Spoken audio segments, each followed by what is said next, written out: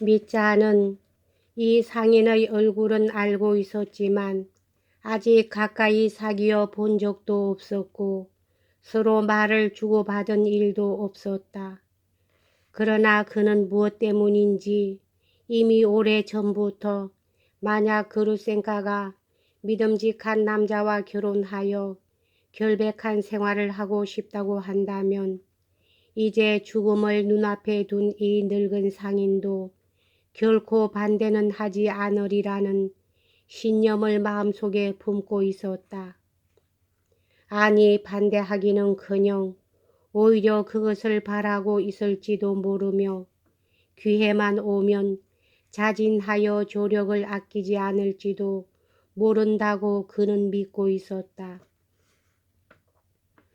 무슨 소문을 듣고서 그러는 것인지 아니면 그루센카의 입에서 흘러나오는 말을 듣고 그렇게 추측하게 되었는지 어쨌든 미자는 이 노인이 그루센카를 위하여 부친 표도로 파블로비치보다는 자기를 택할 것을 바라고 있다는 결론까지 내렸던 것이다. 이 이야기를 읽는 대부분의 독자는 이런 조력을 계산에 넣고서 자기가 반한 여자를 그 보호자의 손에서 빼앗으려고 계획하고 있는 드미트리의 행동을 지나치게 야비하고 난폭한 것이라고 느낄는지도 모른다. 그러나 나는 여기서 이런 사실만은 말할 수 있다. 그것은 미자가 볼 때 그루센카의 과거는 이미 깨끗이 청산된 것으로 보였다는 점이다. 그는 그루센카의 과거 생활을 무한한 동정의 눈초리로 보고 있었다. 그러므로 일단 그루센카가 나는 당신을 사랑해요. 나와 결혼해 주세요. 라는 말을 입 밖에 내기만 한다면 그 순간부터 그녀는 곧 새로운 그루센카로 변하고 드미트리 자신도 새로운 인간으로 변하여 모든 악행과 손을 끊고 오로지 선행만을 일삼으며 서로의 죄를 용서하고 전혀 새로운 생활을 시작할 수 있을 것이라는 공상에 스스로의 정열을 불태우고 있었다. 드미트리는 상인 꾸지마 삼소노프에 관해서 그루센카의 타락했던 생활을 변화시키는데 숙명적인 영향을 준 인물로 보고 있었다.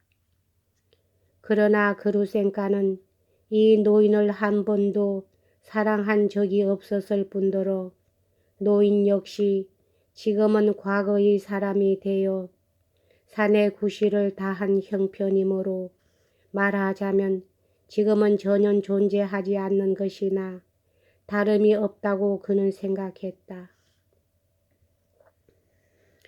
더욱이 미자는 이 노인을 절대로 위험한 인간으로는 생각할 수가 없었다. 왜냐하면 이 고장 사람이면 누구나 모르는 사람이 없듯이 이 노인은 병든 폐인에 지나지 않았고 그루센카에 대해서도 이제는 아버지와도 같은 관계를 지속할 뿐 결코 이전과 같은 위치에 있는 것이 아니기 때문이다.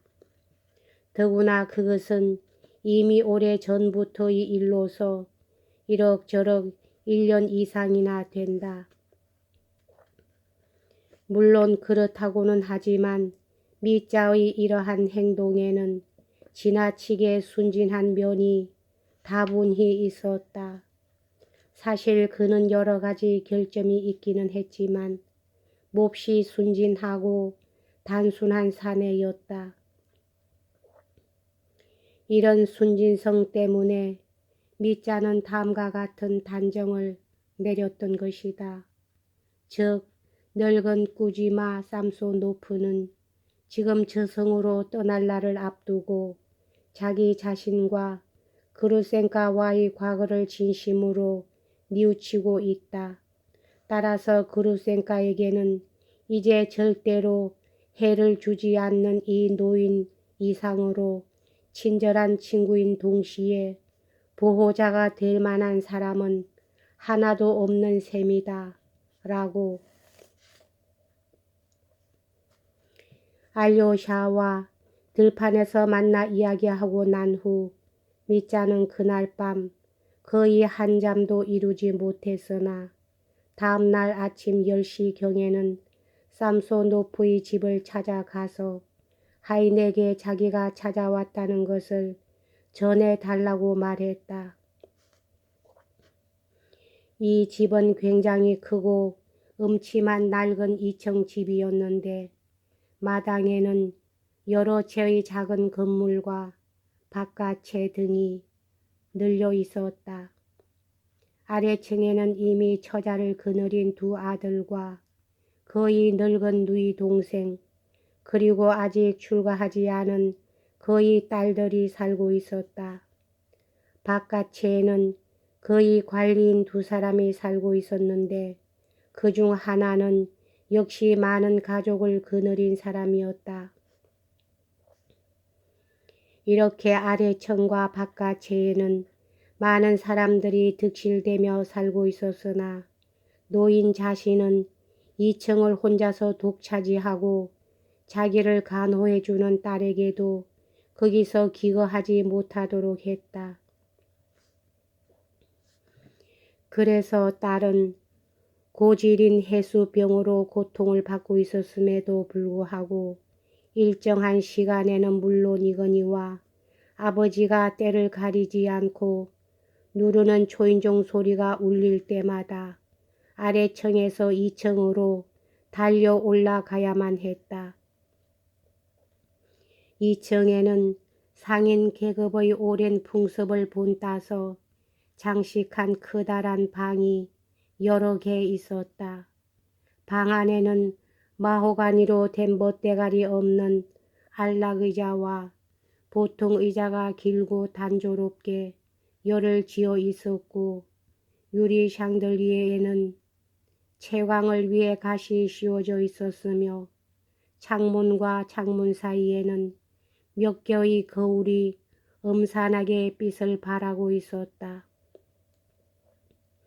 늙은 주인은 한 켠에 떨어진 작은 침실 하나만을 쓰고 있었기 때문에 이 모든 방들은 텅 빈 채로 통 사용하지 않고 있었다. 늙은이의 방에는 머리에 두건을 쓴 노파가 시중을 들고 있는 외에 꼬마라고 불려지는 소년 하나가 늘 복도의 의자에 앉아 있었다. 노인은 다리가 부어올라 거의 걸어 다닐 수가 없었고 가끔 어쩌다가 가죽을 씌운 의자에서 몸을 일으키면 노파가 양손으로 부축하여 방안을 한두 차례 거닐게 할 뿐이었다. 그는 이 노파에게까지도 엄격하게 대했고 말도 별로 하지 않았다. 대위님이 찾아왔다는 전가를 들었을 때에도 그는 곧 만나지 않겠다고 거절했다. 그러나 미짜는 끈덕지게 한 번 더 주인에게 말씀드려 달라고 부탁했다.